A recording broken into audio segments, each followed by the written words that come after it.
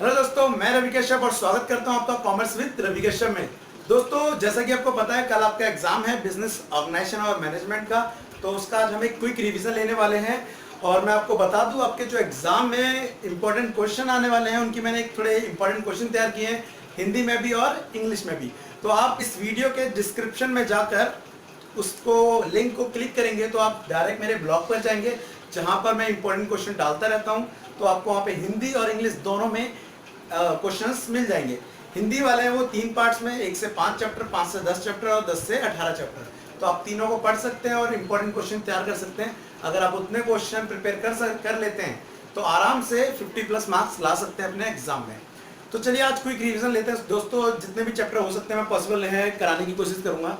सबसे पहले हम चैप्टर फर्स्ट की बात करते हैं। तो चैप्टर फर्स्ट में जो आपका एक मेन चीज आ रही है वो आ रही है बिजनेस सिस्टम।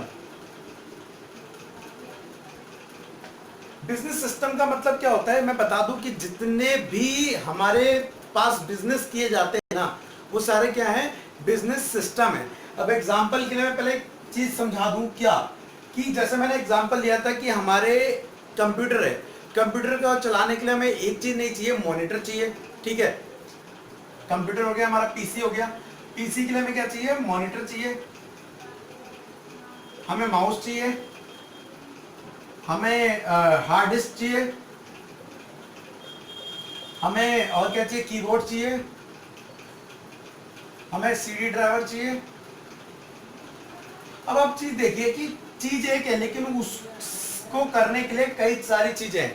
तो ये जो हैं ये इसके क्या कहलाएंगे, सिस्टम। अब आप देख सकते हैं कि अगर मॉनिटर की बात करें तो मॉनिटर के अंदर भी कई सारे पार्ट आते हैं कि मॉनिटर की स्क्रीन, मॉनिटर के अंदर की लेट, ठीक है, मॉनिटर के अंदर का समथिंग, माउस के अंदर ऐसी, हार्ड डिस्क के अंदर ऐसी। तो ये जो है इनके अंदर ये क्या कहलाएंगे, इसके सब सिस्टम।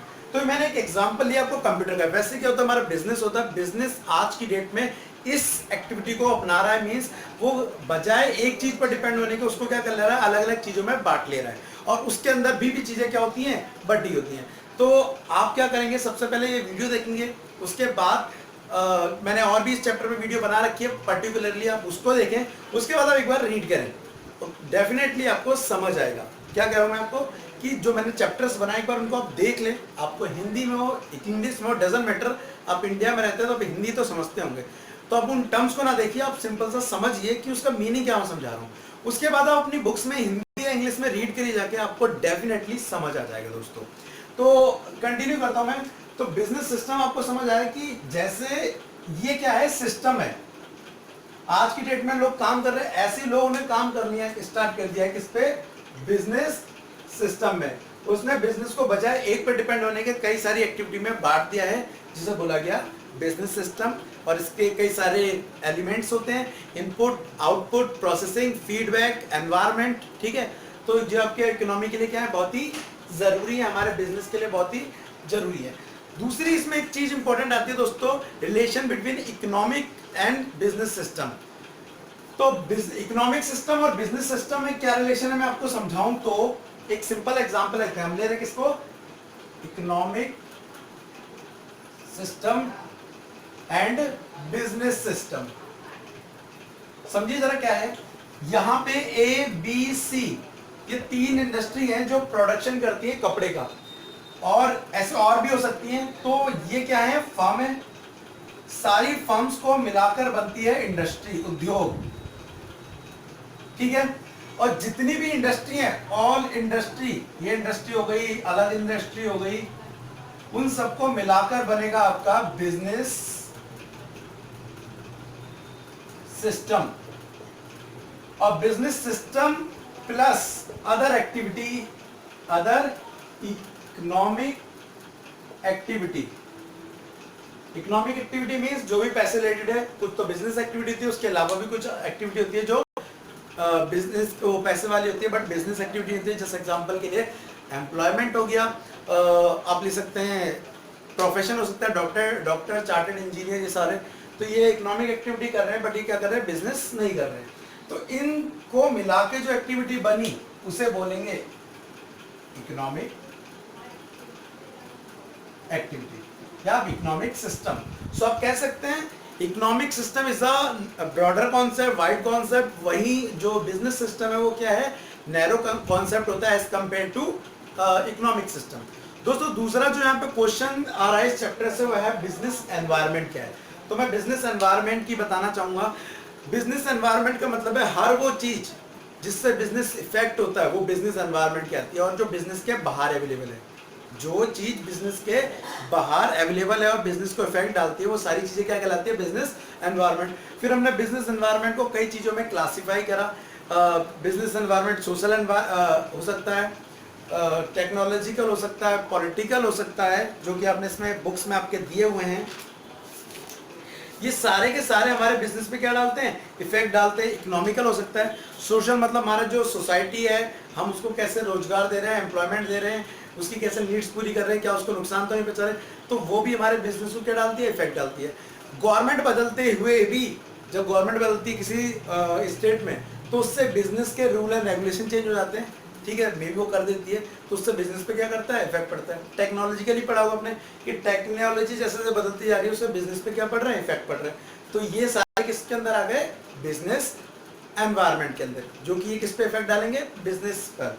दोस्तों उसके बाद में चैप्टर 2 के अंदर बात करूं तो चैप्टर 2 के अंदर आ रहा है बिजनेस करने की टेक्निक। यस, नॉर्मली यहाँ पे दिया एंटरप्रेन्योरशिप, इंडस्ट्री जो बिजनेस चलाते हैं एंटरप्रेन्योर कहते हैं। इसका मतलब क्या होता है, हिंदी में कहते हैं ऐसे उद्यमी, जो लोग बिजनेस करते हैं उन्हें बोलते हैं एंटरप्रेन्योर। अब इसका मतलब क्या है, इसका मतलब यह है कि वो कुछ बिजनेस करना चाहते हैं। मैंने जैसे आपको डाटा दिया था कि बेसिकली मैं आप कई सारे ऐसे लोग हैं जो हर समय ये सोचते रहते हैं कि मैं अपना क्या करूँगा, बिजनेस करूँगा, बट वो किसी ना किसी कारण क्या, या रिस्क के कारण या कई सारे फैमिली प्रॉब्लम के कारण कभी बिजनेस स्टार्ट कर ही नहीं पाते। तो कोई नहीं, अभी इसमें हम डिस्कस करने वाले हैं कि हाँ बिजनेस एक्टिविटी क्या है, रिस्क बियरिंग कैपेसिटी होनी चाहिए अगर आप बिजनेस करना चाहते हैं तो। दूसरा आपके पास इनोवेशन होना चाहिए, मतलब आप हर नई चीज़ करते रहें। उसके बाद आपके दिमाग में क्रिएटिविटी होनी चाहिए, बिजनेस करने वाले के पास हमेशा क्रिएटिव होनी जरूरी है। नॉलेज होनी चाहिए, उसके बाद आपको चेंजेस के लिए रेडी रहना चाहिए। आपको ऑर्गेनाइजिंग करना आता हो, आपको अपनी कंपनी में बिल्डिंग करना, बिल्डिंग का मतलब है ऑर्गेनाइजिंग, बिल्डिंग का मतलब है संगठन को बांटना है, ऑर्गेनाइजेशन करना है आपको, ये आपके अंदर एक कैपेसिटी होनी चाहिए। तो ये बहुत जरूरी है आपके लिए, किसके लिए, ऑर्गेनाइजिंग करने के लिए। इसमें से और एक जो इम्पोर्टेंट है चीज़ है यहाँ पे वो है प्रोसेस ऑफ एंटरप्रेन्योरशिप। प्रोसेस का मतलब क्या है, जब आप बिजनेस करने जाते हैं तो सबसे पहले आपके दिमाग में एक आइडिया आता है, ठीक है, तो उस आइडिया का पहले जनरेशन होता है, तो उसने बोला idea generation first point class के अंदर। फिर उसके बाद ठीक है आइडिया जनरेट हो गया, तो उसके बाद आप जाते हैं अगली चीज जो करने के लिए, वो है second point is feasibility study. आप मार्केट में जाते हैं, उसके बारे में स्टडी करते हैं, जो मैं चीज़ सोच रहा हूँ, जो मैं बिजनेस करना चाहता हूँ, क्या वो मार्केट में उसकी डिमांड है, क्या उसकी सप्लाई कम है, ये सारी स्टडी करने के बाद अगले स्टेप पे पहुँचते हैं। सारी स्टडी करने के बाद पॉइंट नंबर नेक्स्ट, वेल अच्छी बात है, इसमें 2 ही पॉइंट दिए आपके लिए, और 12th की बुक में आपको इसके ज़्यादा पॉइंट मिल जाएंगे। हाँ, बट इन 2 पॉइंट के अंदर अपने सब पॉइंट दिए हैं जिसके बारे में हम अच्छे से डिस्कस कर सकते हैं। क्वेश्चन नंबर नेक्स्ट इसमें दिया है कि setting the business types, business, जब बिजनेस स्टार्ट करने जा रहे हैं तो आप किन चीज़ों को कंसीडर करके चलते हैं। तो बेसिकली आपको मैं बता दूं, जब आप बिजनेस करने जाते हैं तो कई सारी चीज़ों को ध्यान रखते हैं। सबसे पहले टाइप्स ऑफ बिजनेस, कि आपका बिजनेस कैसा होगा, साइज ऑफ बिजनेस, उसके बाद लोकेशन ऑफ बिजनेस बहुत ज़्यादा मैटर करती है, उसके बाद ऑनरशिप किसकी होगी, कौन होगा, फाइनेंशियल प्लानिंग करनी पड़ती है आपको उसमें मशीनरी बिल्डिंग के बारे में अरेंजमेंट करना पड़ता है, आपको प्लांट लेआउट के बारे में डिस्कस करना पड़ता है। प्लांट लेआउट का मीनिंग मैं बताना चाहूँगा आपको कि आप अपनी फर्म के अंदर कौन सी मशीनरी किस जगह पे रख रहे हैं, ठीक है। जस्ट एग्जांपल के लिए मैं पहले सिंपल सा आता हूँ कि अगर आपकी घर में ऐसा हो जाए कि आपको क्या करना है, आपकी रसोई ग्राउंड फ्लोर पे और आपका जो फ्रिज रखा है वो फर्स्ट फ्लोर पे रखा हुआ है, तो होगा क्या, आपको जब भी कुछ छोटा भी काम होगा तो आपको अप डाउन करना पड़ेगा, ऊपर नीचे सामान लाने के लिए। तो यहाँ पे आप कह सकते हैं कि लेआउट बहुत बेकार है, फ्रिज को नीचे ही रहना चाहिए था। तो वैसे एक मशीन में कौन सी मशीन कहाँ होनी चाहिए, ठीक पोजीशन पे लगाना, that is called plant layout, ये बहुत मैटर करता है। उसके बाद इंटरनल ऑर्गेनाइजेशन करना, कर्मचारी पर ध्यान देना, पर्सनल टैक्स प्लानिंग करना और लॉन्चिंग एंटरप्राइज, ये सारी चीज़ें आपको एक नए बिजनेस स्टार्ट करते वक्त ध्यान में देनी पड़ती है। दोस्तों अगली जो चैप्टर थर्ड है, चैप्टर जो थर्ड आ रहा है वो आ रहा है आपका बीपीओ। बीपीओ का मतलब जो होता है वो होता है business processing outsourcing. Business processing outsourcing का मतलब क्या है? कुछ काम बाहर से करवाना। नॉर्मली कई फर्में क्या होती है, कुछ काम खुद नहीं कर पाती है तो वो बाहर वालों से करवा रहे हैं। जस्ट एग्जांपल के लिए एडवर्टाइजमेंट, अगर कोई फर्म है उसको लग रहा है कि मेरी बहुत अच्छी ग्रोथ हो रही है लेकिन मुझे एडवर्टाइजमेंट की जरूरत है, वो एडवर्टाइजमेंट खुद ना करके कुछ ऐसी कंपनियों को हायर करते हैं जिनका काम ही क्या है, एडवर्टाइजमेंट करना। आपने इस इंडस्ट्री बीपीओ के बारे में सबसे ज्यादा सुना होगा कॉल सेंटर। कॉल सेंटर में क्या होता है, कॉल सेंटर भी एक बीपीओ इंडस्ट्री है जो क्या करती है, दूसरी कंपनियों के लिए आपके लिए कॉल लगाती है। जस्ट एग्जांपल मैंने लिया था कि एक इंश्योरेंस कंपनी है, उसको कस्टमर चाहिए तो वो क्या करती है, एक्स लिमिटेड से कांटेक्ट करती है। एक्स लिमिटेड ने कहा कि मैं आपको 10,000 कस्टमर दूंगी जिसके चार्ज लगेगा आपको 5 लाख रुपए। मैंने कहा ओके। ऐसी अदर कंपनियों से भी कॉन्ट्रैक्ट लेते हैं और उन्हें कस्टमर बना के देंगे। ये क्या करते हैं, अपने नीचे स्टाफ लगाते हैं जो कॉलिंग करते हैं। हो सकता है आप में से कुछ लोग कॉलिंग सेक्टर में हो और उन्हें टारगेट मिलता है कि आपको इतना करना ही करना है। ये किसको कॉल लगाते हैं, कस्टमर को कॉल लगाते हैं। आप में हमारे पास कई बार कॉल आती भी है, तो अगर हमारे पास कॉल आ रही है और हम इंटरेस्टेड, हम इन्हें कर देंगे ओके। ये क्या करते हैं, इनके साथ मीटिंग अरेंज कराते हैं। यहाँ पे क्या होती है, मीटिंग होगी और फाइनली जब दोनों राजी हो जाएंगे तो हमें क्या मिल जाएंगे, अपने कस्टमर मिल जाएंगे। तो बीपीओ मोस्टली आप लोगों ने देखा होगा आज की डेट में बहुत ज़्यादा सक्सेस हो रखा है और ये चल भी रहा है। तो इसके प्रॉफिट एंड डीमेरिट्स मेरिट्स आप अच्छे से कर सकते हैं।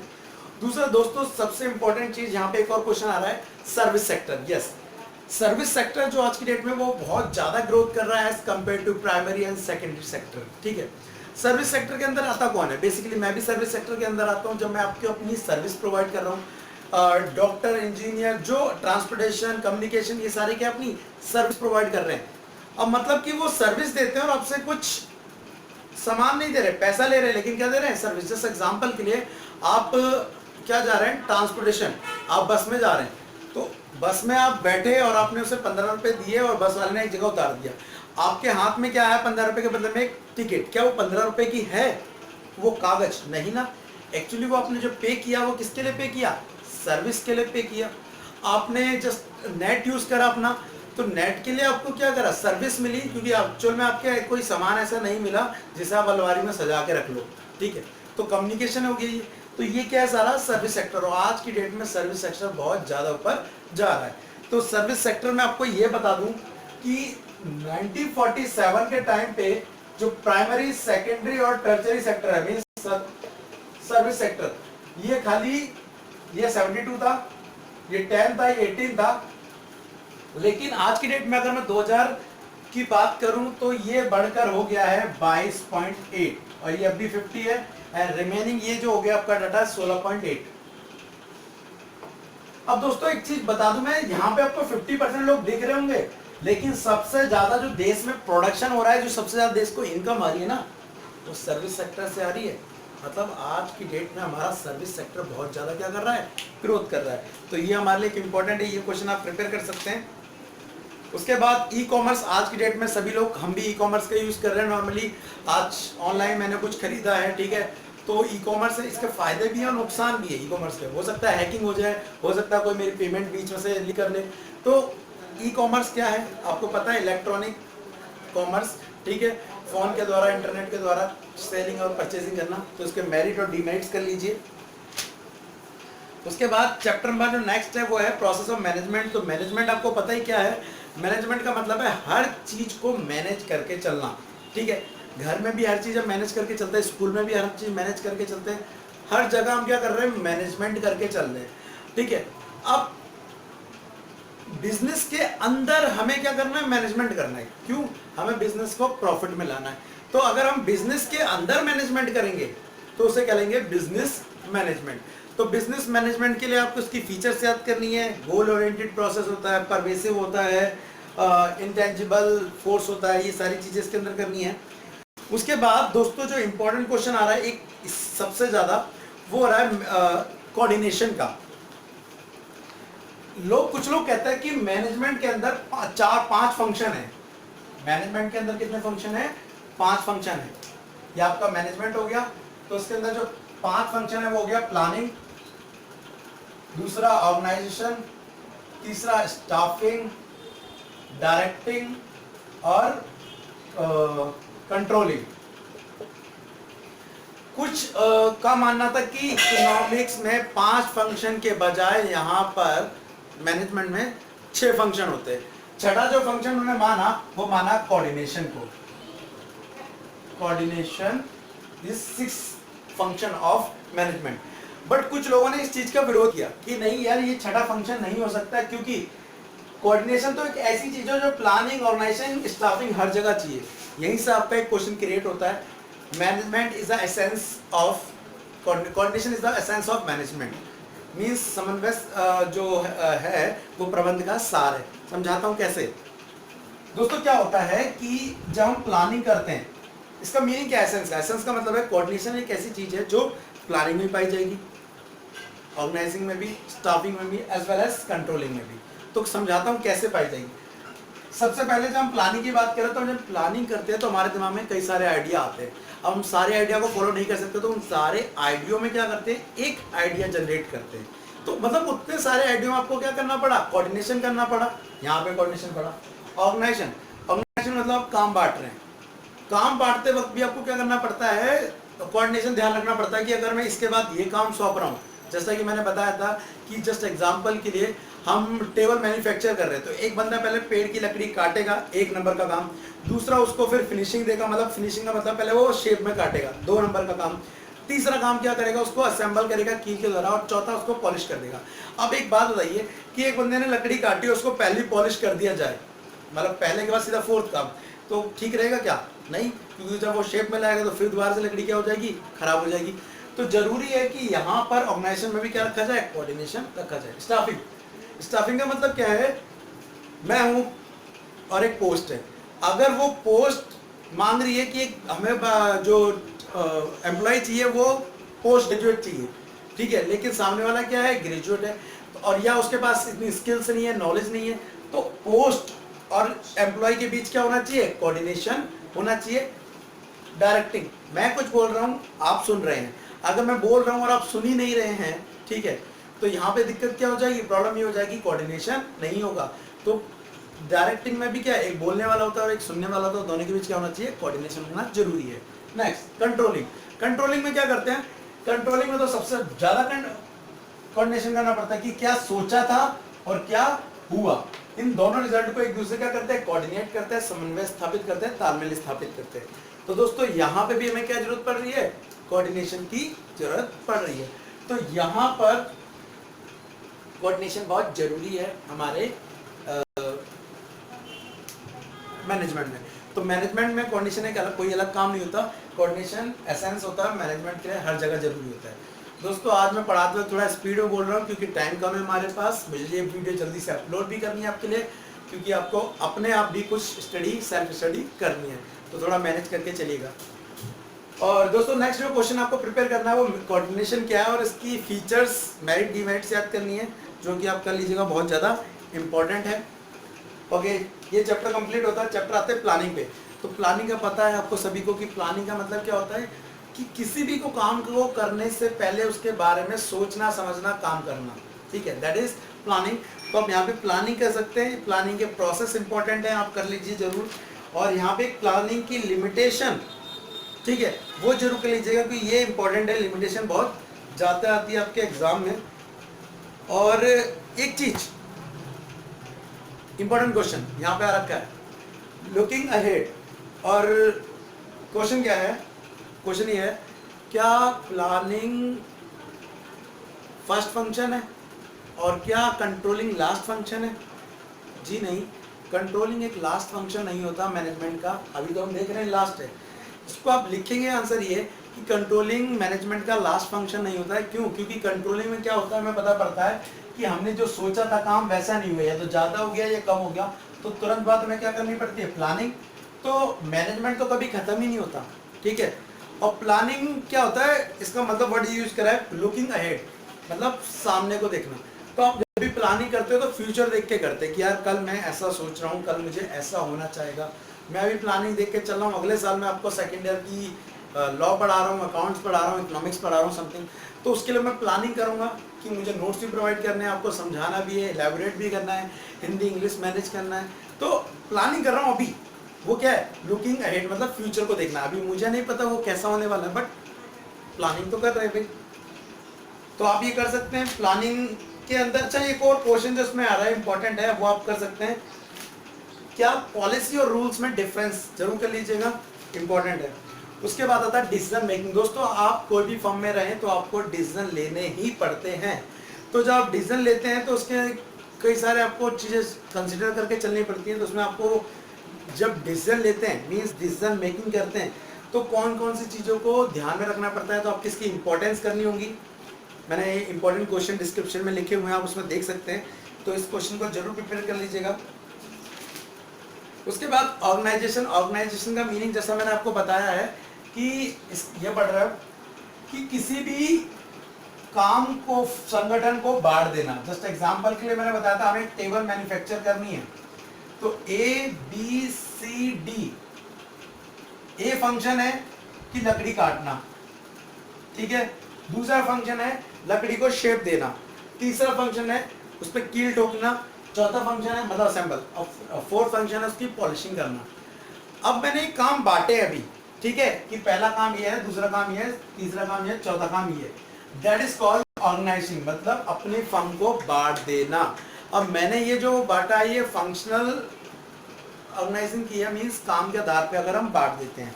तो दोस्तों ये इंपॉर्टेंट क्वेश्चन है, ऑर्गेनाइजिंग क्या है और उसकी कैरेक्टरिस्टिक्स या फीचर्स बताने को आ सकती है। दूसरा आपका आ सकता है प्रोसेस ऑफ ऑर्गेनाइजिंग, ये भी इंपॉर्टेंट क्वेश्चन है। फॉर्मल इनफॉर्मल ऑर्गेनाइजेशन क्या होती है। फॉर्मल ऑर्गेनाइजेशन वो होती है जो हमने खुद बनाई है। इनफॉर्मल ऑर्गेनाइजेशन वो होती है जो हम नहीं बनाते और अपने आप क्रिएट हो जाती है। जस्ट एग्जांपल के लिए कल आपका एग्जाम है और हो सकता है तो आपको थोड़ी पूछने की जरूरत पड़ जाए और आप आगे वाले पीछे वाले से बात करने लग जाए और पहले एग्जाम में बात हो जाए अच्छी खासी और 5 एग्जाम तक वो लगातार चलेगी। तो यहाँ पे आपका एक संगठन बन गया 6-7 लोगों का जो आपके एक दूसरे की हेल्प करे एग्जाम में। तो ये क्या हो गया, इनफॉर्मल ऑर्गेनाइजेशन, जिसका कोई वजूद नहीं है, वो ऐसे ही क्रिएट हो गई एक दूसरे के इंटरेस्ट के लिए। तो that is called informal organization. उसके बाद इंपॉर्टेंट क्वेश्चन इसमें दिया हुआ है, मैट्रिक्स ग्रिड ऑर्गेनाइजेशन क्या है। मैट्रिक्स और ग्रिड ऑर्गेनाइजेशन। तो दोस्तों पहले मैं आपको बता दूं मैट्रिक्स का मतलब क्या होता है। मैट्रिक्स का मतलब होता है जिसमें फंक्शनल और डिविजनल दोनों तरह की ऑर्गेनाइजिंग की जाए। मैट्रिक्स कुछ यूं होती है, रो और column, these are column and these are row. Now होता क्या है, आपने अपनी ऑर्गेनाइजेशन, जस्ट एग्जांपल के लिए आप एक्स रिलेटेड काम कर रहे हैं, आपकी कंपनी है, तो आपने क्या करा, आप 3 प्रोडक्ट बनाते हैं, product A, product B, product C. Product A में आप जस्ट एग्जांपल लिख सकते हैं, टूथपेस्ट बना रहे हैं, आप शैम्पू बना सकते हैं जैसा कि मैं समझा चुका हूं बहुत पहले भी, और आप साबुन बना सकते हैं, ठीक है। अब ये तो आपकी जो ये दिखाएंगे आपकी रो है जो बता रही है कौन से प्रोडक्शन का मतलब कौन सा प्रोडक्ट बना रहे हैं। दूसरा, इसके अंदर आपने बना दिया एक फाइनेंस डिपार्टमेंट, एक सेल डिपार्टमेंट, एक परचेज डिपार्टमेंट, एक प्रोडक्शन डिपार्टमेंट। तो आप देखिए कि यहाँ पे भी है, इस प्रोडक्ट में भी है और इस प्रोडक्ट में भी है।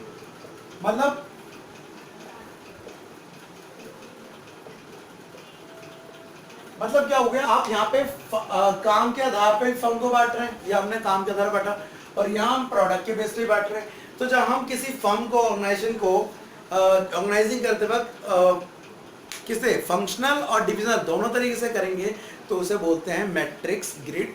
मैट्रिक्स और ग्रिड भी बोल सकते हैं ऑर्गेनाइजेशन। तो इंपॉर्टेंट क्वेश्चन आप इसको कंप्लीट कर सकते हैं।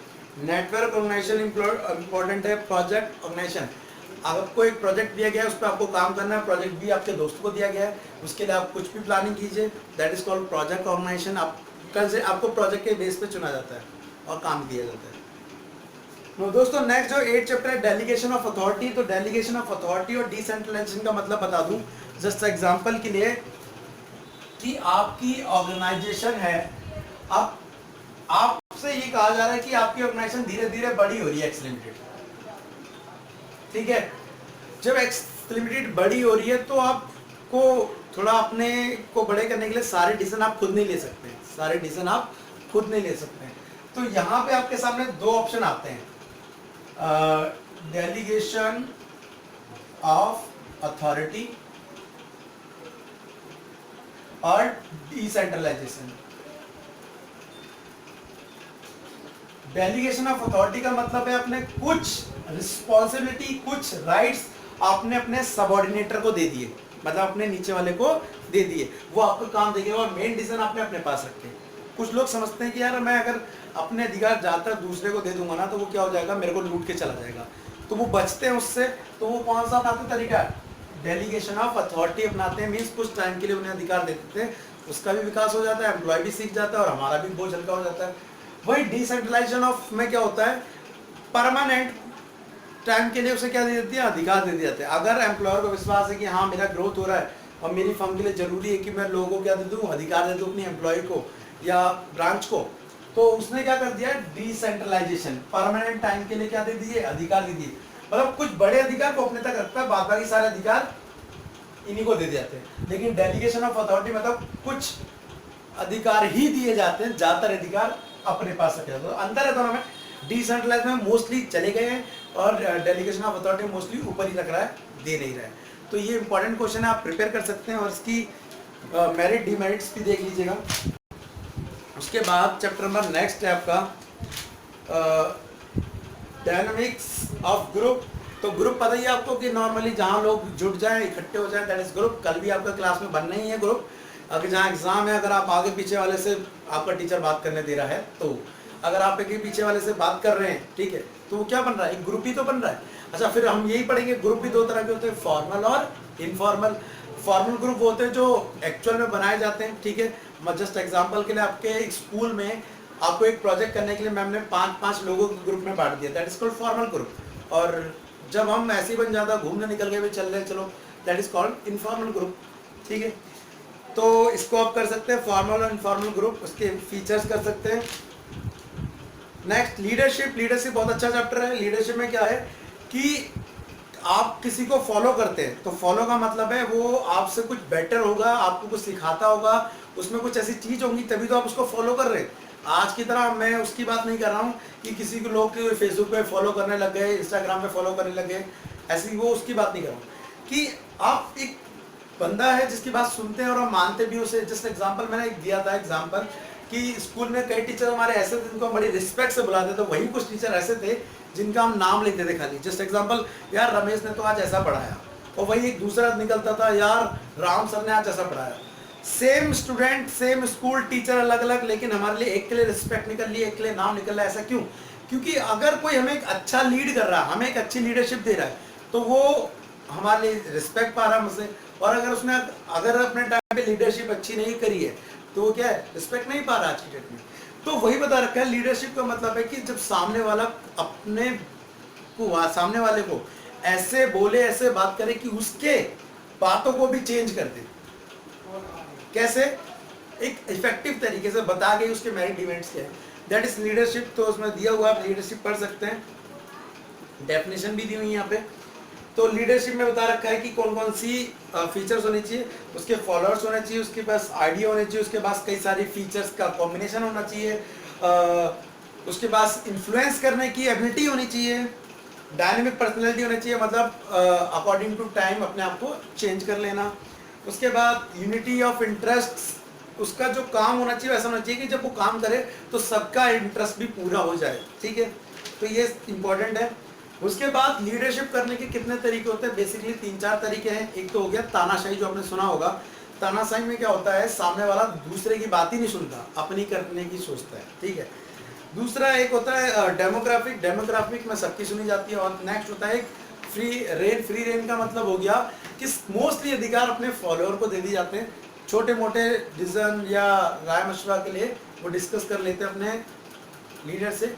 तो बेसिकली इनमें डेमोग्राफिक ज़्यादा अच्छी है, ना ज़्यादा अधिकार फॉलोअर पे जाते हैं, ना ज़्यादा अधिकार किसके पास होते हैं, अपने आपके लीडर के पास होते हैं। इंपॉर्टेंट है, क्वेश्चन कर सकते हैं, इंपॉर्टेंस भी करना है इसकी ज़रूरी है। ओके, उसके बाद उनकी फीचर्स क्या होनी चाहिए ये कर सकते हैं। उसके बाद लीडर कॉन्टिनम क्या है, लीडर कॉन्टिनम का मतलब समझ लीजिए आप, एक इंपॉर्टेंट क्वेश्चन है। लीडर कॉन्टिनम का मतलब ये है कि सबसे पहला एक बॉक्स से बनाएंगे, समझेंगे। एक सिंपल सा समझिए कि अधिकार मींस राइट्स। अगर एम्प्लॉयर के पास ज्यादा है तो एम्प्लॉय के पास, एम्प्लॉय की फ्रीडम, स्वतंत्रता कम है। जस्ट इतना देखिए, अगर इसके पास ज्यादा अधिकार है तो एम्प्लॉय के पास फ्रीडम क्या होगी, कम। और अगर आप मिड में लेते हैं तो अगर वो थोड़े अपने अधिकार कम कर देता है, किसको देता है, इनको देता है, तो इनकी फ्रीडम बढ़ जाती है। और अगर वो अपने अधिकार मोस्टली छोड़कर अपने फॉलोअर को दे दे, मीन्स अपने एम्प्लॉय को दे दे, तो उनकी जो फ्रीडम होती है वो बहुत ही ज़्यादा हो जाती है। ये आपका कॉन्टिन्यूम क्वेश्चन है, इंपॉर्टेंट है, प्रिपेयर कर सकते हैं लीडरशिप का। उसके बाद चैप्टर नंबर जो नेक्स्ट है वो है मोटिवेशन। मोटिवेशन में बेसिकली आपको पता ही है क्या होता है कि सामने वाला, मतलब आप काम करना चाहते हैं, ध्यान रखिए, ध्यान रखना, आप किसी फर्म में काम कर रहे हैं, आप सिंपल अभी छोड़ लेते हैं, हम 12th की बात करते हैं। 12th में टीचर भी कह रहा है बेटा पढ़, नंबर लाने हैं, स्कूल वाले भी बोल रहे हैं, ट्यूशन वाला ही बोल रहा है, और पेरेंट्स ही बोल रहे हैं नंबर लाने। कुछ बोल रहे हैं पढ़ लें तो घर से निकाल देंगे, कुछ कह रहे हैं यार तुझे करना होगा, तुझे मेरी और दोनों की इज्जत ऊपर करनी होगी, तुम्हें नाम रोशन करना होगा। तो दोस्तों हो क्या रहा है, बेसिकली पहले तो मोटिवेशन बता दो, दो तरह के होते हैं, एक नेगेटिव मोटिवेशन और एक पॉजिटिव मोटिवेशन। नेगेटिव मतलब आपको बेकार चीज बता के आपको मोटिवेट किया जाता है, यार ऐसा कर ले नहीं तो एक दिन झाड़ू लगाएगा, तो that is called negative motivation. और एक यार कर, एक दिन तेरे को पीएम बनना है, एक दिन तेरे को बहुत बड़ा मिनिस्टर बनना है, एक दिन तुझे बहुत बड़ा बिजनेसमैन बनना है, दैट इज पॉजिटिव मोटिवेशन ना। अब मोटिवेशन तो दे रहे हैं, समझ आ रहा है, अब ये वाला मोटिवेशन की बात भी नहीं कर रहे हम, ये जो संदीप महेश्वरी या अदर हम जो स्पीकर को सुनते हैं कि ये जो हमें देते हैं, मैं मोटिवेशन की बात कर रहा हूँ। ये एम्प्लॉयर है, आप एम्प्लॉई है, तो एम्प्लॉयर ऐसे क्या चीज आपका ध्यान दे कि आप बिजनेस में मन लगा के काम करें, हम उस मोटिवेशन की बात कर रहे हैं। एम्प्लॉयर ऐसा क्या करे आपके लिए कि आप बिजनेस में मन लगाकर काम करें, तो उस मोटिवेशन की हम यहाँ पे बात कर रहे हैं। तो अच्छा, पहले मोटिवेशन भी दो टाइप के हो सकते हैं, आप दोबारा अंदर आते हैं, एक पैसे वाले, एक बिना पैसे वाले। पैसे वाले का मतलब है अगर आप कई बार बोलते हैं एक काम करो, अगर तुमने महीने में छुट्टी नहीं ली एक भी तो 2000 रुपये तुम्हें ऊपर से मिलेगी सैलरी। अब यहाँ पे आप उसे छुट्टी ना करने के लिए पैसे का मोटिवेशन दे रहे हैं, ठीक है, दैट इज फाइनेंसिंग, या कह सकते हो जहाँ पे आप पैसे का स्रोत दे रहे हैं। दूसरा नॉन फाइनेंस का आप उसे मोटिवेशन दे सकते हैं। उसमें क्या होता है, नॉन फाइनेंशियल में आपने बोल दिया अगर किसी ने एक महीने छुट्टी नहीं, 5 महीने छुट्टी नहीं ली तो मैं उसका प्रमोशन कर दूंगा। अब प्रमोशन कर दूंगा तो यहाँ पर नॉन फाइनेंस आ गया, पैसा नहीं मिल रहा लेकिन एक बंदा कोई चीज सोच के चल रहा है कि यार मुझे ये मिल जाएगा, तो ये हो गया नॉन फाइनेंस। ये इंपॉर्टेंट है आपके लिए। अब बेसिकली दोस्तों इसमें 3 थ्योरी है इंपॉर्टेंट है जो मोटिवेशन की आ रही है, एक आउची है और एक हजरबर्ग की है और एक मास्लो की है।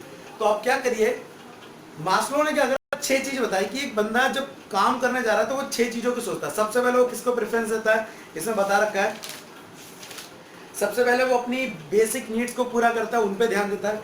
उसके बाद जैसा कि आपने देख रहे हैं यहाँ पे, ये डायग्राम आपको बुक में दिया होगा, उसके बाद वो अपनी सिक्योरिटी के बारे में सोचता है। सबसे पहले वो अपनी नीड्स, फिर सिक्योरिटी, उसके बाद अगर सोचता है तो वो सोशल नीड्स सोचता है, बाहर उसे इज्जत मिले। उसके बाद वो सम्मान के बारे में सोचता है, अपने रिस्पेक्ट के बारे में, और फिर आत्मपूर्ति, समथिंग लाइक वर्ड यूज करें इसमें, तो आप ये पढ़ सकते हैं। हजरबर्ग जो की थ्योरी है वो ये कहती है कि कोई भी जो आपका एम्प्लॉय है वो 2 चीज पर ध्यान देता है, एक तो हाइजीन फैक्टर और एक होता है मोटिवेशन फैक्टर। हाइजीन फैक्टर का मतलब होता है जहाँ पे वो काम कर रहा है वहाँ की वर्किंग कंडीशन कैसी है, और मतलब साफ सफाई होनी चाहिए, गर्मी नहीं लगनी चाहिए उसे, और बहुत सारी चीज़ें आ गई इसमें, तो हाइजीन फैक्टर है।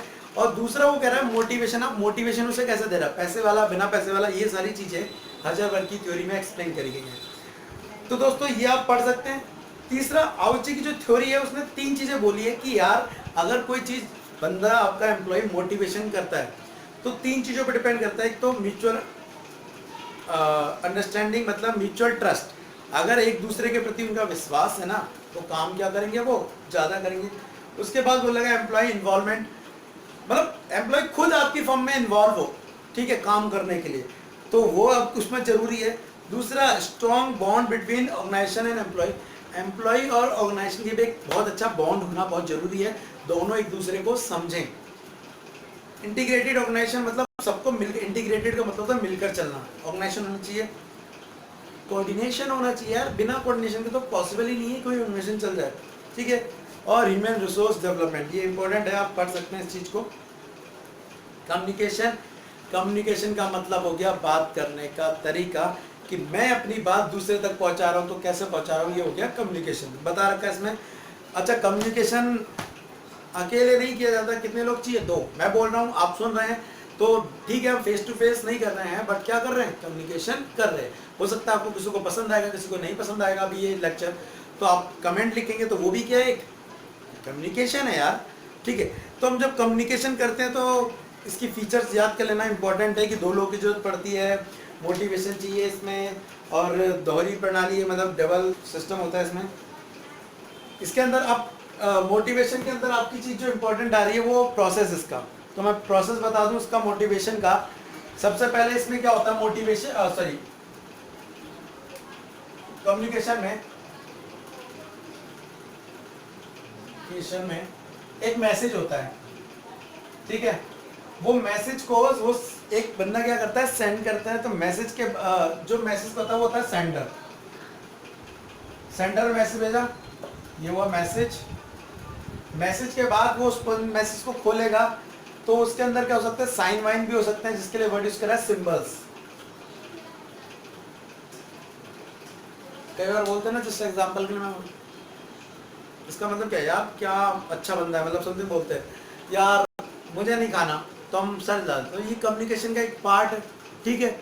और भी सारे सिंबल्स होंगे, आपने देखे होंगे कम्युनिकेशन में यूज किए जाते हैं। तो उसके बाद इसके बाद जो आता है सिंबल का, तो आता है रिसीवर, ठीक है। रिसीवर के बाद कम्युनिकेशन चैनल, तो पता रखा है सेंडर, मैसेज, एनकोडिंग, डिकोडिंग, कई सारी चीजें इसके अंदर आएंगी, आप पढ़ सकते हैं। इसमें सारा कुछ एक्सप्लेन करा गया है, मैं आपको बस हिंट बता दूं कौन से इंपॉर्टेंट क्वेश्चन आपके आते हैं। फिर कम्युनिकेशन ओरल हो सकता है, रिटर्न हो सकता है। ओरल होता है जब बात करते हैं, रिटर्न मतलब लिख के सेंड करना। तो जब आप शाम को बातचीत करते हैं किसी से तो वो रिटर्न पे करते हैं, कम्युनिकेशन करते हैं। ऑफिस में देखते होंगे या बॉस जब कोई नियम पास कर रहा है तो सारे एम्प्लॉय की सिग्नेचर करता है। कभी स्कूलों में हमारे छुट्टी होती थी तो क्या करता था, प्रिंसिपल एक डायरी लेकर पीयू के थ्रू टीचरों को पहुंचाता था, वो साइन करते थे और टीचर में बताता कल छुट्टी है, तो वो रिटर्न कम्युनिकेशन था। और हम मोस्टली जो करते हैं वो ओरल होता है, जब बातचीत करके करते हैं कम्युनिकेशन, इंपॉर्टेंट है, कर लीजिएगा। फॉर्मल इनफॉर्मल, फॉर्मल कम्युनिकेशन का मतलब हो गया कि जो पहले से तय है, जिसका रास्ता पहले से तय कि ये ऐसे जाएगा, फिर ऐसे जाएगा, फिर ऐसे जाएगा। हमने सोपान श्रृंखला पढ़ी हुई है स्केलर चेन फ्यूल की, कि ये बॉस है, उसके नीचे दो हैं, B C D E F जी।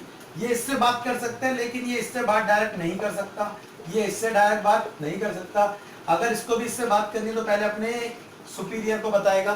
तो ये क्या थी, पहले से कम्युनिकेशन के जो वे था वो रेडी था, दैट इज फॉर्मल कम्युनिकेशन, जो किसी ऑर्गेनाइजेशन में किया जाता है पर्पस के लिए। इनफॉर्मल कम्युनिकेशन क्या होता है, सिंपल सा एग्जांपल लूं तो, हाँ भाई नमक के प्राइस बढ़ गए, पता है क्या, एक बंदे पता नहीं कहां से आवाज उठी, गांव से लोगों ने कॉल लगाया, यहाँ से कॉल लगाया, पूरे दिल्ली, यूपी, बिहार, मतलब कहां कहां पूरी खबर फैल गई यार नमक के प्राइस बढ़ गए। रिसेंटली आपने सुना होगा। अब पता नहीं ये बात कहां उठी, लेकिन लोगों ने ऐसे फैलाया इसको, that is called informal communication, ठीक है, जिसका कोई तुक नहीं होता, इसे बोलते हैं अफवाह, ह्यूमर, ठीक है। तो इंपॉर्टेंट है इन दोनों में डिफरेंस, फॉर्मल और इनफॉर्मल में आप याद कर सकते हैं। टू वे प्रोसेस इंपॉर्टेंट है। और एक चीज इंपॉर्टेंट, एक कम्युनिकेशन को बेटर बनाने के लिए क्या क्या चीजें चाहिए होती है, तो क्लियरिटी चाहिए होती है, आप क्लियर से बात करें। अब अभी कम्युनिकेशन शायद अच्छा ना हो पा रहा हो क्योंकि मैं बड़ी स्पीड में बोल रहा हूँ, तो जब हम क्या करते हैं कम्युनिकेशन करते हैं तो कई सारी चीज़ों की जरूरत पड़ती है, जैसे क्लैरिटी बता दिया इसने, कंसिस्टेंसी होना चाहिए, एडुकेट होना चाहिए, टाइमलाइन होना चाहिए, कॉमन सोर्स होना चाहिए, ये सारी चीज़ें होनी जरूरी हैं। अगर नहीं होगी तो कम्युनिकेशन होना पॉसिबल नहीं है। दोस्तों nature and process of control, controlling करना बहुत जरूरी है। कंट्रोलिंग का मतलब मैं बता चुका हूँ आपको कि क्या हमने सोचा था और क्या हुआ। जस्ट एग्जांपल के लिए मैंने सोचा कि मैं 500 टीवी मैन्युफैक्चर करूंगा, ये प्लानिंग करी मैंने, उसके लिए ऑर्गेनाइजेशन करा, उसके लिए लोग लगाए, स्टाफिंग करा, डायरेक्टिंग करा, और जब टीवी बन के तैयार हुए तो 480 बन के हुए। कितने कम रह गए? 20 कम रह गए। दैट इज कॉल्ड डेविएशन, विचलन। अब ये 20 कम रह गए तो दोबारा से मुझे क्या करनी पड़ेगी, इसके ऊपर प्लानिंग करनी पड़ेगी। तो पेपर में कई बार ये भी क्वेश्चन आ जाता है कि अब प्लानिंग कंट्रोलिंग लास्ट फंक्शन है मैनेजमेंट का। जी बिल्कुल नहीं है। इसके बाद तुरंत बाद क्या स्टार्ट हो जाती है, प्लानिंग। तो आप इसकी फीचर्स याद कर लें, इसका प्रोसेस याद कर लें, और जो मैंने बोला कि लास्ट फंक्शन है वो भी याद कर लें कि नहीं है, लास्ट फंक्शन नहीं है। ओके, उसके बाद अगला कुछ जो चैप्टर है मार्केटिंग मैनेजमेंट। मार्केटिंग मैनेजमेंट का मतलब है, ध्यान रखना, पहले जो लोग होते थे वो मैनेजमेंट करते, क्या करते थे, बिजनेस करते थे। तो बिजनेस करते वक्त वो कस्टमर को ज्यादा ध्यान में नहीं रखते थे। वो क्या करते थे, बनाओ बेको, कस्टमर जाए बाहर में। तो उनका जो सुबह पर्पस होता था वो क्या होता था, ओनली सेलिंग होता था। लेकिन आज की डेट में एक नया मेथड आया है, मार्केटिंग। मार्केटिंग में क्या होता है, अगर आप कोई भी चीज खरीदते हैं तो आपको शुरू से लेके एंड तक आप पे ध्यान दिया जाता है। जस्ट एग्जांपल के लिए आज की डेट में मार्केटिंग का मतलब समझाने जा रहा हूं मैं आपको। कस्टमर क्या चाहता है, यहां से वो स्टार्ट होती है मार्केटिंग। कि एक सेलर या प्रोड्यूसर ये सोच रहा है कि कस्टमर क्या चाहता है, उसके फिर वो काम करता है, उसके लिए प्रोडक्ट बनाता है, फिर सेल करता है, सेल करने के बाद आपसे फीडबैक लिखता है, और जब आपके मुंह से निकलता है मजा आ गया, वहां पे मार्केटिंग खत्म होती है जाके। मजा भी आ सकता है, या ये भी कह सकते हैं यार आज तो पैसे वसूल हुए, या बेकार पैसे डूब गए। तो जो भी है, जहां पे भी आपका रिस्पॉन्स निकल के आएगा, फीडबैक निकल के आएगा, वहां मार्केटिंग खत्म होती है। तो सेलिंग का जो पर्पस है वो ओनली सेल करना है। मार्केटिंग का मतलब है प्रॉफिट अर्न करना है, लेकिन कैसे, कस्टमर को सेटिस्फाई करके अर्न करना है। ठीक है दोस्तों, तो ये इंपॉर्टेंट है। तो इन दोनों में डिफरेंस आ सकता है, वो इंपॉर्टेंट आपको प्रिपेयर करना। दूसरा, मार्केटिंग मिक्स आपका आ सकता है। मार्केटिंग मिक्स का मतलब हो गया कि आपको मार्केटिंग करने के लिए 4P की जरूरत पड़ती है। 4P में क्या आ गया, आपका प्रोडक्ट आ गया। आपको सबसे पहले अपने प्रोडक्ट पे ध्यान देना पड़ेगा अगर आप बिजनेस स्टार्ट करने वाले हैं। उसके बाद प्रोडक्ट के बाद आप सोचोगे प्राइस के बारे में, फिर अपने प्रोडक्ट का प्रमोशन कैसे करना है वो सोचोगे, और प्रमोशन के बाद उसे बेचोगे कहाँ, मींस प्लेस। ये 4 मिला के बनते हैं मार्केटिंग मिक्स, जिसमें हमें ये बहुत ज्यादा इंपॉर्टेंट डिसीजन लेने पड़ते हैं दोस्तों। इंपॉर्टेंट है, कर लीजिएगा। उसके बाद मार्केटिंग मिक्स हो गया। Market segmentation. सेगमेंटेशन का मतलब क्या होता है, जो प्रोड्यूसर होते हैं ना, वो माल भी ना देख के बनाते हैं, किसको, कस्टमर को। अब एक सिंपल सा एग्जांपल लेता हूँ। आज की डेट में जो बेबी प्रोडक्ट होते हैं उसका एडवर्टाइजमेंट कैटरीना कैफ नहीं कर रही है। आज की डेट में काजोल या सुष्मिता सेन से कराया जा रहा है, क्योंकि इनकी शादी हो चुकी है, इनके बच्चे हैं। तो वो प्रोड्यूसर भी जानते हैं कि यार हमें किसको हिट करना है। ठीक है, तो प्रोडक्ट वो किसके, बेबी वाले जो प्रोडक्ट है वो उन सेलिब्रिटी से कराया जा रहा है जो आज की डेट में क्या है, जो पेरेंट्स बन चुके हैं। तो काजोल कर रही है, सुष्मिता सेन है, अदर जो है सेलिब्रिटी है, वो क्या कर रहे हैं, इस चीज़ का अटैचमेंट कर रहे हैं। वही जो सेलिब्रिटी नए हैं आज की डेट में, या ये कह लो बैचलर सेलिब्रिटी है, उनसे आज की डेट में बहुत अच्छे अटैचमेंट दिए जाते हैं उनसे, ताकि यंग जनरेशन उन्हें फॉलो करे। ठीक है, तो मार्केट सेगमेंटेशन का मतलब क्या है, बच्चों को देखकर प्रोडक्ट बनाना, बूढ़ों को देखकर प्रोडक्ट बनाना, यंग एज को देखकर, लेडीज को देखकर, जेंट्स को देखकर, मतलब अलग अलग कैटेगरी में बांट के हिसाब से product banana, that is called segmentation. अपनी मार्केट पकड़ लो यार। ठीक है, नेक्स्ट, सेगमेंटेशन इंपॉर्टेंट है। उसके बाद प्रोडक्ट पोजिशनिंग। प्रोडक्ट पोजिशनिंग का मतलब क्या होता है यार, अपने प्रोडक्ट को मार्केट में बैठाना। शुरुआत में आया, चला नहीं चला, आज की डेट में जियो ने अपने आप को बहुत अच्छे से सेटअप कर लिया है। तो सेटअप कर लिया का मतलब है पोजिशनिंग। ठीक है, लेकिन अगली चीज आती है प्रोडक्ट लाइफ साइकिल। हर प्रोडक्ट के एक दिन आता है, नॉर्मली कुछ और लाइन है लेकिन हम बोलते हैं हर एक प्रोडक्ट का दिन आता है। शुरुआत में क्या करता है, प्रोडक्ट चढ़ता है, जीरो है, धीरे धीरे वो बढ़ेगा, अपने शिखर पे आएगा, और एक दिन क्या हो जाना है, नीचे गिर जाना है। ऐसे ही हमारे आसपास प्रोडक्ट आते हैं, ऊपर उठते हैं और चले जाते हैं, क्योंकि दिन ब दिन टेक्नोलॉजी क्या होती जा रही है, चेंज होती जा रही है। उल्टा लाइफ बॉय का आपने एक अटैचमेंट देखा होगा, वो क्या करते हैं, बोलते हैं जस्ट एग्जांपल के लिए, तेरा साबुन स्लो है क्या। तो एक चीज देखिए कि जब उसने ये अटैचमेंट बनाया, तो क्या उससे पहले हम साबुन नहीं चलाते, यूज करते तो करते थे ना यार, लेकिन अब वो अटैचमेंट अपना खुद ही चेंज करके बोल रहा है कि तेरा साबुन स्लो है, ये तो 10 सेकंड में धो देता है। तो मतलब उसने क्या करा, अपना टेक्निक को चेंज करा यार, ठीक है, और अपनी प्रोडक्ट को मैं इंप्रूवमेंट करा, तो पुराना प्रोडक्ट नहीं रहा, नया प्रोडक्ट आ गया। तो हर प्रोडक्ट पहले बंद छोटा होता है, फिर उठता है और फिर नीचे चला जाता है। तो बहुत अच्छा प्रोडक्ट है, यूज करिए आप भी, कीटाणु मरेंगे ही मरेंगे। उसके बाद कंज्यूमर बिहेवियर है, इंपॉर्टेंट आप कर सकते हैं दोस्तों। फाइनेंशियल मैनेजमेंट, पैसे का मैनेजमेंट, तो मैंने बता दूं आपको, फाइनेंशियल मैनेजमेंट के अंदर आपको पैसे का मैनेजमेंट करना पड़ता है, जिसके अंदर आपको 3 इंपॉर्टेंट डिसीजन लेने पड़ते हैं।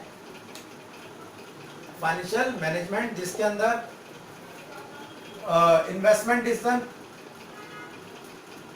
फाइनेंस डिसीजन और डिविडेंड डिसीजन। इन्वेस्टमेंट डिसीजन का मतलब है आपको इन्वेस्ट करना है तो कहां करना है, लॉन्ग टर्म इन्वेस्टमेंट करनी है, मतलब 12 मंथ से ज्यादा अबव, या वर्किंग कैपिटल में इन्वेस्ट करना है, मतलब शॉर्ट टर्म इन्वेस्टमेंट, ये वर्किंग कैपिटल ही बोल सकते हैं इसको, कार्यशील पूंजी। तो ये बिलो 12 मंथ, ठीक है। तो ये कहलाता है आपका इन्वेस्टमेंट डिसीजन, जिसमें आप ये सोचते हैं कि यार मैं पैसा लगाऊंगा तो कहाँ लगाऊंगा, फर्नीचर, बिल्डिंग, मशीनरी, ये सारे 12 मंथ से ज्यादा वाले, कैश, स्टॉक, इन्वेंट्री, ये सब आपके क्या है 12 मंथ से कम वाले हैं। फिर फाइनेंस डिसीजन, फाइनेंस डिसीजन में क्या होता है, पैसा कहाँ से कलेक्ट करेंगे। तो पैसे कलेक्ट करने की भी 2 चीजें, ऑनरशिप और बोरो। ऑनरशिप में मतलब हो गया आपका शेयर इशू कर रहे हैं आप, प्रेफरेंस शेयर इशू कर रहे हैं आप, रिटेन अर्निंग यूज कर रहे हैं। वही बोरो में आप डिवेंचर, पब्लिक डिपॉजिट और बैंक लोन, ये सारे आपके आगे पैसा इकट्ठा करने का, मतलब फाइनेंसिंग डिसीजन में ये डिसीजन लेते हैं कि पैसा कहां से आएगा। फाइनली डिविडेंड डिसीजन, जो कि शायद आपके टॉपिक में नहीं है। डिविडेंड डिसीजन का मतलब आपके पास जो पैसा आया कंपनी का प्रॉफिट, वो आपको शेयर होल्डर को पूरा बांटना है या कम बांटना है, डिपेंड करता है आपकी फर्म की सिचुएशन पे, that is called dividend decision. तो इंपॉर्टेंट चैप्टर आप कर लीजिएगा इसको, financing management, source of finance में इंपॉर्टेंट है। उसके बाद वेंचर कैपिटल, कुछ बिजनेस ऐसे होते हैं जिसमें बहुत ज़्यादा रिस्क होता है, तो उसमें कई सारी चीज, कई फर्में या कह लो कई फाइनेंशियल इंस्टीट्यूशन लोन देने को तैयार नहीं थे। तो जो फर्में लोन देने को तैयार होती है इस चीज के लिए, that is called venture capital. Lease financing, पट्टा वित्त, नॉर्मली क्या होता है, आपने 1 साल के लिए किसी से मशीन ली और आपने उसको किराया चुका दिया, जैसे आपका काम हुआ आपने मशीन लौटा दी, क्लियर है, दैट इज लीज फाइनेंसिंग, ठीक है। तो सामान आप खरीद नहीं रहे, किराए पे ले रहे हैं, कर सकते हैं, इंपॉर्टेंट है। Human resource management, human resource management की मैंने वीडियो बना रखी है, आप देख सकते हैं, और मैंने इंग्लिश टर्म्स भी यूज करी उसमें। ह्यूमन रिसोर्स मैनेजमेंट आज की डेट में क्या करता है, अपने कर्मचारी मींस एम्प्लॉयर एम्प्लॉय रिलेशनशिप पे बहुत ज़्यादा ध्यान देता है, और कैसे अपने एम्प्लॉय को हायर करना है, कैसे उसको ट्रेन करना है, कैसे उसको डेवलप करना है, ये सारे काम एचआर पे किए जाते हैं। तो आज की डेट में तो एमबीए भी एचआर से किया जाता है। ह्यूमन रिसोर्स मैनेजमेंट जो है वो एमबीए भी एचआर में किया जा रहा है, मार्केटिंग में और फाइनेंस से किया जा रहा है। तो आप कर सकते हैं, इंपॉर्टेंट चैप्टर है आपका, ओके। उसके बाद ऑर्गेनाइजेशन चेंजेस, ये आपके लिए एक नया चैप्टर बता दूं तो मैंने इसकी भी वीडियो बनाई है। ऑर्गेनाइजेशन चेंजेस का मतलब क्या है कि आपकी फर्म में अब नई टेक्निक आ रही है, नई टेक्नोलॉजी आ रही है। मैं जस्ट एग्जांपल के लिए कि जस्ट पहले लीजिए कि 2005 के पहले सारे लोग रजिस्टर पे काम करते थे।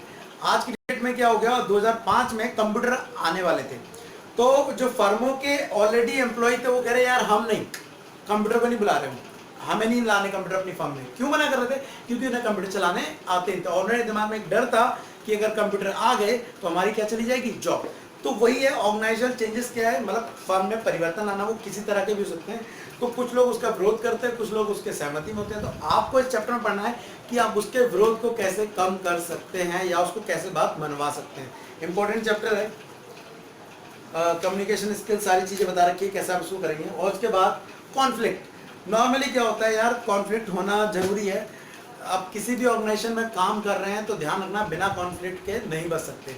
जैसा नॉर्मली लोग बोलते हैं कि बिना सास बहू लड़े नहीं रह सकते, वैसे ही बिजनेस में कॉन्फ्लिक्ट ना हो, लड़ाई झगड़े ना हो तो हो ही नहीं सकता। अब कॉन्फ्लिक्ट का मतलब ये नहीं कि बाजार में जाके, कॉन्फ्लिक्ट का मतलब हो गया कि आप एक दूसरे से जलते हैं, आप एक दूसरे का नुकसान करना चाहते हैं। जस्ट एग्जांपल के लिए मैं बात करूं तो ये बॉस है और उसके नीचे ए और बी एम्प्लॉई है, ठीक है। अब ये दोनों ही को पता है कि बॉस कभी इसका फेवर लेता है तो कभी इसका फेवर लेते हैं, और बॉस ने कहा कि यार मैं एक पोस्ट बनाने वाला हूँ मैनेजर की अच्छी खासी, इसके लिए मुझे इनमें से एक चुनना पड़ेगा। अब इन्हें पता है कि यार इसके लिए एक ही जगह चुना जाएगा, तो ये क्या है, एक दूसरे को नुकसान पहुंचाने की कोशिश करते हैं, ठीक है, जिससे नुकसान इसका नहीं होता है, सॉरी इनका नहीं होता है, नुकसान किसका होगा, बॉस का।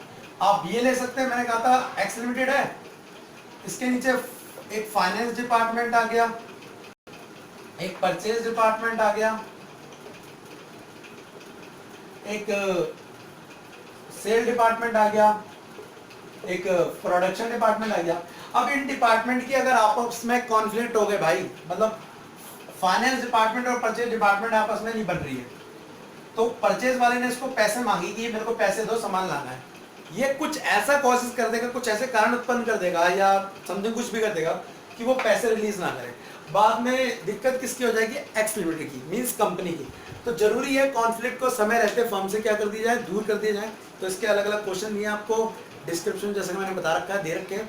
तो कॉन्फ्लिक्ट को दूर करना बहुत ही जरूरी है दोस्तों। तो आई थिंक बेसिकली ये सारे क्वेश्चन आपके इंपॉर्टेंट हैं जो आप हो चुके हैं। अब आपको करना क्या है, सबसे पहले मैंने मोस्टली जो इंपॉर्टेंट क्वेश्चन दिए हैं डिस्क्रिप्शन में, वो हर चैप्टर के 3-3 क्वेश्चन हैं। सबसे पहले आपको वो 3 क्वेश्चन प्रिपेयर करने हैं, ठीक है, हर चैप्टर के, और याद रखने आपको वो पॉइंट उनके जरूर याद रखने। आप पैराग्राफ ना लिखे, पॉइंट वाइज लिखें, ठीक है। तो उन सारे 3 क्वेश्चनों के पॉइंट्स याद कर लीजिए। उसके बाद आपको क्या करना है, आपको पिछले 3 सालों के पेपर रीड आउट करने, मतलब रटने हैं एक तरह से। पिछले साल के 3 साल के पेपर करने के बाद मैं बता दूं आपको करना क्या है। मैंने एक वीडियो बनाई थी कि हाउ टू अटेम्प्ट एग्जाम, मतलब एग्जाम कैसे अटेम्प्ट करना है, बीकॉम में कैसे मार्क्स लाने हैं। आप वो वीडियो देख सकते हैं, उसको देखने के बाद एग्जाम देने जाएंगे तो आपको बहुत ज़्यादा फायदा होगा। तो आप बता दूं, कल के एग्जाम में आप ब्लू और ब्लैक पेन का यूज़ करें। ब्लैक पेन से आप हेडिंग देंगे, ब्लू पेन से आप इलेबोरेट एक्सप्लेन करेंगे, तो आपको मार्क्स लाने के चांस ज़्यादा हैं। एक्चुअली ड्यू में होता क्या है, सोल में खासकर, कि प्रोफेसर बड़ी जल्दी में होते चेकिंग करने में।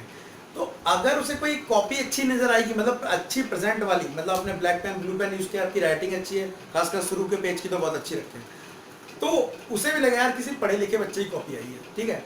तो आपको ऑल द बेस्ट, उस वीडियो को देखिए, डिस्क्रिप्शन में जाके इंपॉर्टेंट क्वेश्चन प्रिपेयर कीजिए, और अगर कोई भी दिक्कत हो तो मुझे आप मेल कर सकते हैं। आपकी मेल आईडी में दे देता हूँ आपको, रवि कश्यप 742@gmail.com। इस पर आप अपने क्वेरीज मुझे सेंड कर सकते हैं, मैं उसका आंसर हो सके तो सॉल्व करने की कोशिश करूंगा। तो कल के लिए दोस्तों all the best, do your best, thank you, tata and bye bye.